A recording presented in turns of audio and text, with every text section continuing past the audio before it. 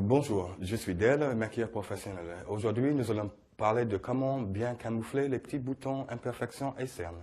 Ce que nous allons faire, c'est de bien camoufler les petites rougeurs, les boutons, les cernes.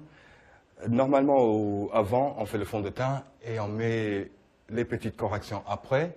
On va commencer par les cernes. Il faut savoir, quand on choisit le fond de correcteur pour les cernes, il faut bien choisir la couleur par rapport à la couleur de la cerne. Donc, la demoiselle, elle a des cernes violacées, et quand il s'agit des cernes violacées, il faut toujours choisir un correcteur qui est jaune, et non pas tout ce qui est abricot. Et le but, c'est vraiment de trouver le même teint que la carnation de la personne. Donc, je vais travailler ces correcteurs sur le dos de la main pour les chauffer. Ouvre les yeux, on regarde en haut. Et je vais appliquer juste dans le creux. Et il ne faut surtout pas déborder ici. Voilà. On reste vraiment juste dans le creux de l'œil. On ferme les yeux. Et moi, je vous conseille vraiment de faire la paupière mobile entière.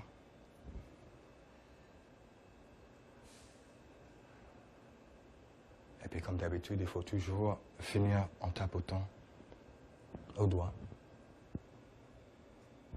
Ouvre les yeux, regarde en haut. Le plus important, bien sûr, c'est de poudrer. Vous allez prendre un petit pinceau à poudre. Vous allez le passer dans la poudre, travailler toujours sur le dos de la main. Regarde en haut. De lisser avant de poudrer, toujours. Sinon, vous allez poudrer les stries dedans. Donc, vous allez lisser et poudrer tout de suite dans la foulée.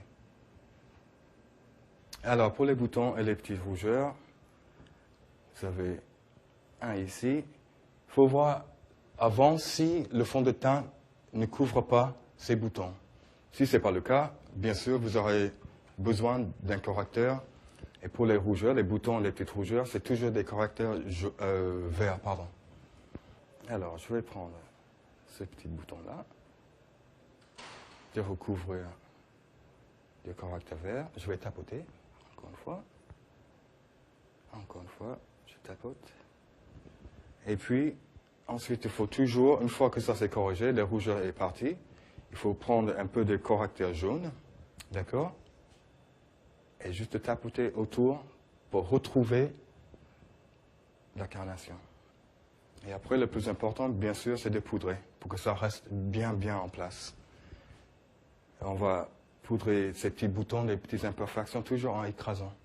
Donc, je vais l'écraser comme ça. Et si vous tirez, ça va déplacer la matière que vous venez de mettre. Donc, ce que vous pouvez faire pour ces petites rougeurs ici, vous allez prendre toujours du correcteur vert. Admettons que votre fond de teint est fait avant, vous mettez votre fond de teint, et s'il y a des rougeurs qui restent, vous allez venir en tapotant sur les petites rougeurs pour les enlever. Et c'est toujours bien de chauffer ces matières, mesdames. Tout ce qui est gras, il vaut mieux chauffer avant, parce que ça déclenche toutes les molécules qui agissent sur la tenue du produit.